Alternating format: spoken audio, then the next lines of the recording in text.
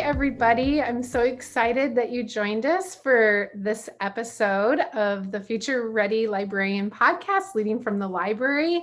And I am so excited today to welcome my friend, Britten Follett. Hi, Shannon. How are you?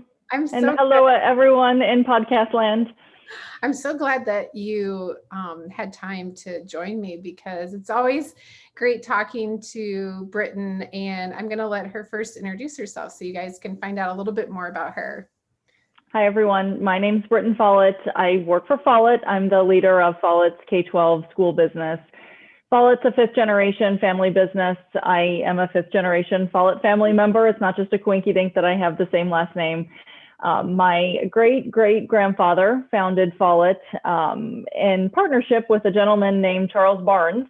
And you would probably recognize Charles Barnes as the founder of Barnes & Noble. And so Mr. Barnes and my great-great-grandfather were business partners, and they had a small used book business in Wheaton, Illinois. And over the course of time, Mr. Barnes kind of stayed focused on the retail business, and Follett really stayed focused on education. And so as a result, about 150 years later, and now through a pandemic, we're still here and providing content and technology to many of you out there. So thank you for your continued business and support over the years.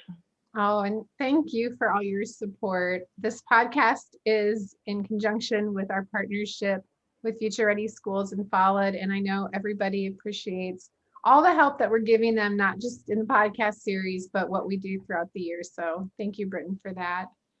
So today we thought that it would be an interesting topic to talk about just being a librarian in a pandemic. And Britten posted a question last week on our Future Ready Librarian Facebook page about things that we were doing as librarians during this pandemic and how we were dealing with it, our challenges.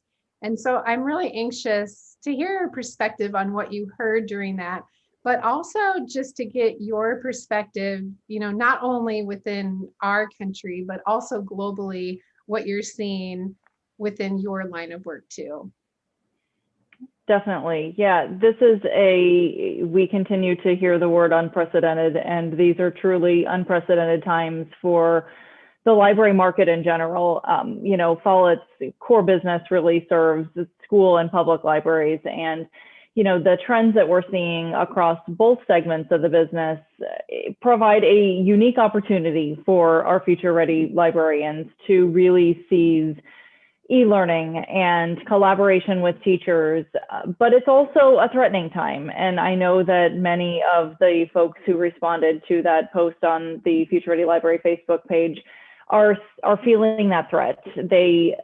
Librarians in general, I think, have been trying to define what their role is in a digital world, hence the creation of Future Ready Libraries and the Future Ready Library Framework. And I think we were gaining a lot of traction with that, and then the world changed. And so the future's here, and now is the time to truly define what a library, the physical space of a library, and the role of a librarian can be in a digital world, because I don't believe that we're going to go back after this to not using ebooks and not using digital resources and canceling school for snow days. There really should be no reason to cancel school. Everybody did e-learning and had a way of figuring it out. So how can a librarian truly capitalize on this opportunity to get books in the hands of kids? Because whether kids are learning on a couch or learning in the classroom, we know that content is needed, and we know that librarians are the most qualified person in a building to figure out what books are needed to help teach a particular topic or to help get a kid excited about reading. And one of the things we do know is that Destiny Discover, which is the way in which students find print and digital content in most schools, that usage is it's double what it's ever been in the past. And so that in and of itself, I think, positions librarians to make sure that the library is front and center in that learning process. So that's been an interesting trend that we've seen in back to school. So when everything shut down, we know that students were accessing digital resources because that was all they had to access. But now, as school has come back this fall, it's been an interesting development to see how Destiny is being used in instruction, and keeping in mind that that is truly at its core a library management system. And so that to me puts the library front and center with the education process. And, you know, great librarians like yourself, Shannon, are working with teachers to help expose that content, no matter where learning is taking place, whether it's in person, hybrid, or remote. So a lot of interesting trends, but I think that this is a never before seen opportunity for librarians to truly define what they want to be in the future. Yeah, and I agree with that too. Like, we think of all the things that we've always done, and you know, we go year after year and we talk with our teachers and we talk with our kids about how we access books and how we use resources in the library or how we collaborate. And now it seems like everybody is like paying attention because they need us more than ever. And I look at, you mentioned like Destiny Discover. Like, I've never had so many kids ask me what their username and password are, because they know that they have to log in to reserve a book. They know that they have to go there in order to read an ebook or listen to an audiobook. And another big thing for us are just the way that we use collections by Destiny at Van Meter. And I think that's something that I'm so thankful for, because it's such a great way to be able to curate these e-resources that we have too. And in Van Meter, we have so many. We have thousands of books that are provided like through our state and things that we have in our library. But I'm really thankful that we have, you know, collections in order to be able to curate those resources that we have. Are you seeing things too, like trends on those being used a lot more? Everything is, any digital delivery of content is double what we've seen in the past. And digital sales are triple what we've seen in the past. So there's definitely a pendulum swing. Now, I don't want everyone out there to go, oh my goodness, print books are dead, because they're not. The true solution has to be digital and print, because we still know that there are a lot of little ones out there that don't have access to the internet at home. They don't have devices to take home. Maybe mom or dad can't read, or English is their second language, and they need that additional help, and print is the perfect companion for any learning strategy. So it's interesting, because when we heading into fall and back to school, we always set up a survey in Tidal Wave, which is the e-commerce tool where librarians, teachers, curriculum folks all go in to build their collections and buy books. And so we ask people to update their contact information every fall, and or change their school, just kind of check in and say, hey, is everything we have on you up to date? This year we added a couple of questions to that survey, just again to kind of get a litmus test on the market. And so we've had 26,000 customers respond to that survey now. So it's substantial data. And the reality is less than 15% of K-12 schools are doing in-person instruction. So that means there's a whole lot of schools who are doing remote and hybrid. The most are doing hybrid. So 60% are doing some form of hybrid instruction. And obviously, budgets are in an uncertain status at this point for the majority of schools. They're indicating that they don't want to spend their budget dollars yet. Their principal's not letting them spend their budget dollars yet, because we don't know whether they're going to be in school in person or hybrid or remote for the entire year. And you might make different decisions in the types of materials you're going to purchase depending on what happens in the coming months, especially as we head into, the fall and winter flu season. Yeah. So anyway, long story short, one of the questions was, are you going to be spending more on digital, or what's the blend of print and digital? And overwhelmingly, and again, the majority of the respondents are librarians at this point, overwhelmingly, they're saying that they still want to spend their budget on print. And I think it's for a couple of reasons. One is that print and digital strategy, digital doesn't meet everybody's needs. Secondly, there is an argument to be made that, let's say kids aren't using the library this entire school year. if you don't buy books for your library for an entire year, that's a whole year of a collection that is getting stale. And so there's a lot of that, and there's going to be even more new books that come out the following year. And if you don't buy print books for your library or add to it over the course of the next 365 days, you're going to be in catch-up mode for a few years. And so what's the blend there of, I want to make sure that I have the new titles that kids are going to be excited about to make sure that they are attracted to the library when they do come back into school, or that they're remotely checking out on Destiny by holding books. What are you saying? That's something that I think a lot about, because I think about our collection and even this summer, and we went ahead and we ordered the award books. We ordered a lot of books around diversity. We ordered new books that were coming out.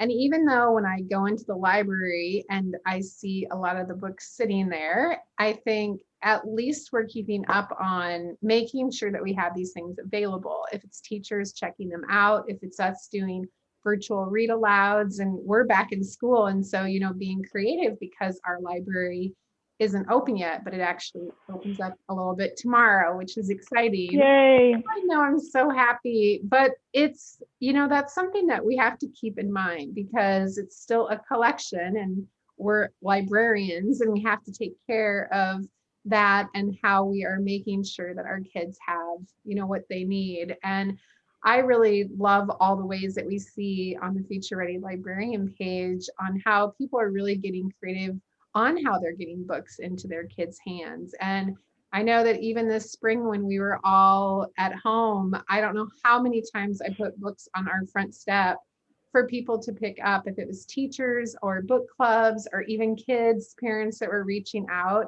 But we need to really think differently, be creative on how we're getting these resources, but not to just put that aside and not pay attention to what is needed too, because it's still a collection that we have to take care of.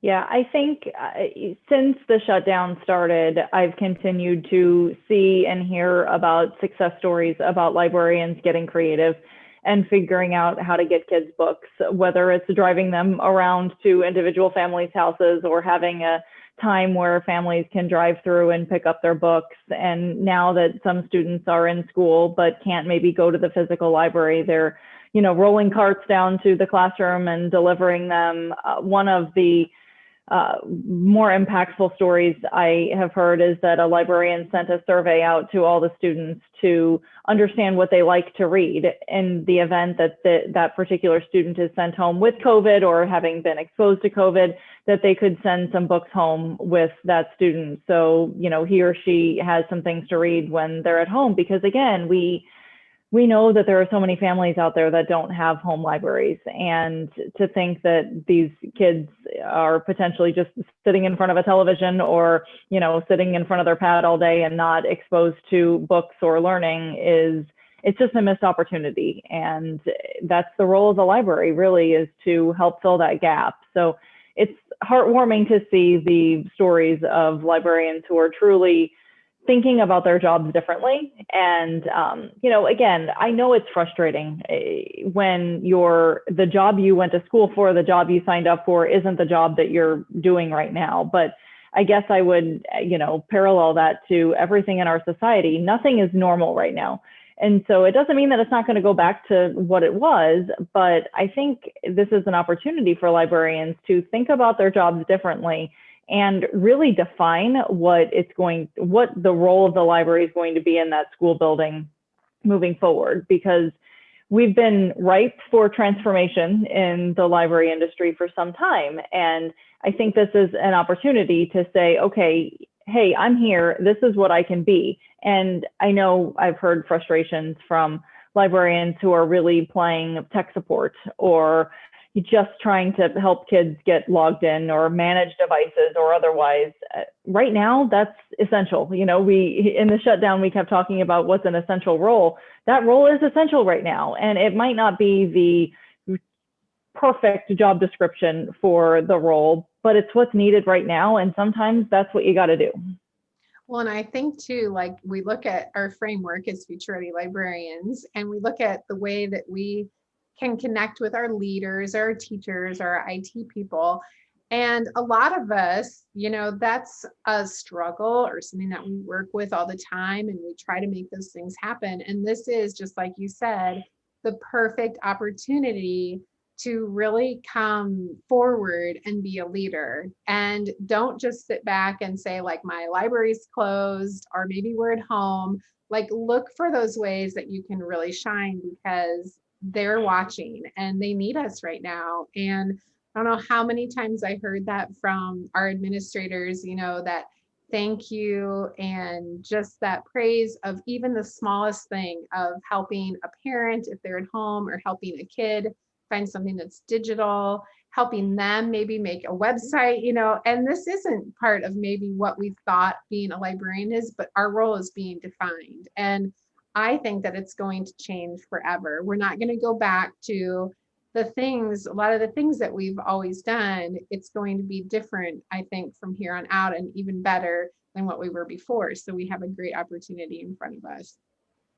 We always talk about the librarian who sits in the rocking chair and does read alouds. Obviously, that doesn't exist right now. It could exist virtually, which is fabulous, but it was ripe for transformation one way or the other. And so having that conversation with your principal, having conversations with your head teachers, curriculum directors, et cetera, about, hey, we have all these tools that we have available through the library that can help facilitate e-learning, hybrid learning, in-person book checkout, supplemental materials for your instruction.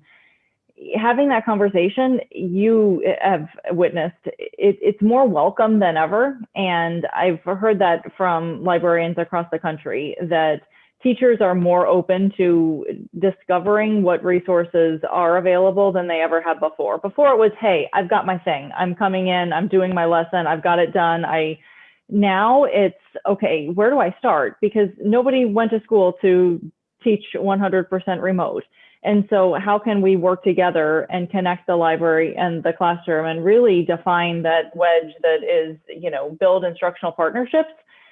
There's no opportunity like a crisis to build relationships and to come together and find common ground. And then when this is over, whatever over is, you have a foundation to build on and can help deepen that instructional relationship and really use all of the great resources that librarians have spent years curating and invested in tools that can help facilitate better instruction.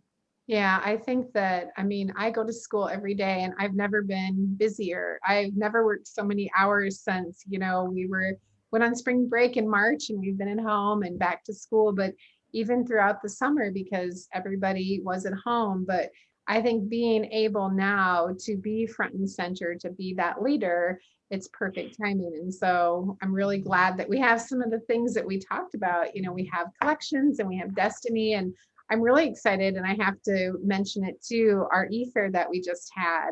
And I think that, just looking at the site, I was looking at it last night, getting ready for the webinar we're having next week. And I love all of the choices and being able, to have the kids, because that was one thing they were so disappointed in the spring. But that was a really fun thing, even though everything was online, that the kids loved participating in. And so I'm grateful for that. And I think that that's something that you guys have done a great job in too, giving us that solution.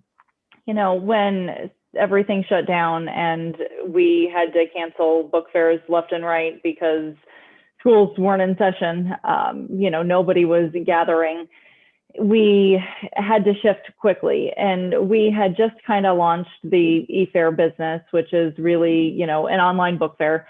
And we had just launched it. It was in its infancy. We anticipated, okay, well, schools that are maybe out of market for us for book fairs might choose an Effair. Maybe schools would have a smaller Effair in between book fairs. And basically it could be a supplemental solution to your book fair. Well, when every school in the country shut down, librarians, teachers, principals said, okay, well, we have parents who need books, And Amazon's not a good solution for parents who are just trying to discover books that their kid wants to read. If you know exactly what book you want, okay, fine, search, done. But what we've done with Effair is really curate lists of books that are age appropriate, grade level appropriate, reading level appropriate. And I think it gives parents a little bit more confidence that they're buying something that is right for their student. So again, it's unfortunate that we have not been able to run all of those physical fairs, and that's continued into fall because, again, with socially distant guidelines, depending on where you are in the country, students aren't physically in school, so it's impossible to have a physical fair. And Effair has been a great alternative that allows libraries and schools to supplement their budgets, because we all know that budgets are in a state of flux right now. And so e-fairs have been a great way to supplement that when they're not able to have the physical book fair. So appreciate the feedback there. And I think that it's going to be an interesting, to see when schools open, whether, how many schools choose to continue to offer the e-fair option, because it gives kids the flexibility, it gives parents the flexibility that they don't have to go to a physical book fair to pick out the book that they want. Although I still think kids are excited about seeing that book on the shelf. There's no question. Oh yeah. I know they asked me a lot of questions. A little girl had a bookmark today and she was like, I ordered books. I can't wait to get them. And then her next question, when is the book fair coming to school? Yeah, they want to carry the book home. There's no question about it. But in a world where we can't do that, this is the second best thing, right? Awesome. I love it. I love it. Well, this has been such a great conversation. And I want to end, I have to ask the question, so what are you guys working on? What's coming from Fallet? We are very excited about being able to offer ship to home for e-fairs. We're coming off of the e-fair discussion, so it's very timely. We made the decision when the pandemic started that we were going to pause on ship to home because of all of the uncertainty. We didn't know what the economy was going to do. We didn't know how long the shutdown was going to be. We didn't know that it was really going to extend for, it's been 8 months that we've been in the middle of this uncertain environment. So we said, you know what, our customers need us to be able to ship those e-fairs to a individual address. It can't be up to the librarian to have to sort through orders and distribute them, given all of the different blends of in-person versus hybrid versus remote instruction. So we're excited to be able to offer a ship to home option for schools that can't distribute them in person. So I think that's going to be a great way of, again, helping parents build those home libraries. And, I think the other thing is we continue to hear from our customers that they want unlimited access to digital content, and they need us to work with our publisher partners to bring more access to digital content. And so we're working on some new lending models, as well as a new product offering called My Destiny, which will allow for students to have access to an entire catalog of unlimited access content, which, again, if we've been working on My Destiny for a number of years, and had it been available when the pandemic started, it would have been the absolute perfect solution for e-learning. So as much as I wish it was available, we wanted to make sure we got it right. And I think the pandemic has exposed some things and exposed an opportunity that students need to have access.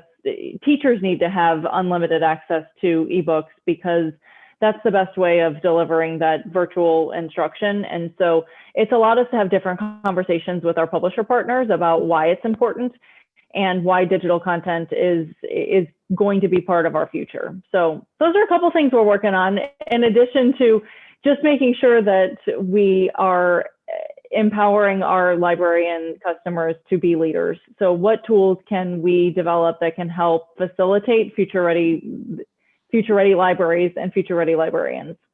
Yeah, and that's one thing that keeps me up at night, right? What can we do to support them? And so we're so thankful for everything that you do and everything that Fallet does to support us, and all of the great tools too that you've brought to our kids and now to our families and to our teachers, because it truly does make a difference.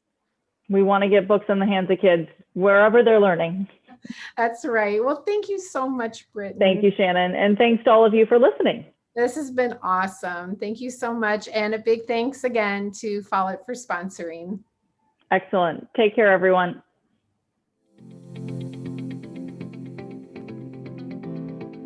Thank you for joining us for the Future Ready Librarian podcast, Leading from the Library. I would like to also thank our sponsor, Fallet Learning, for their amazing continued support.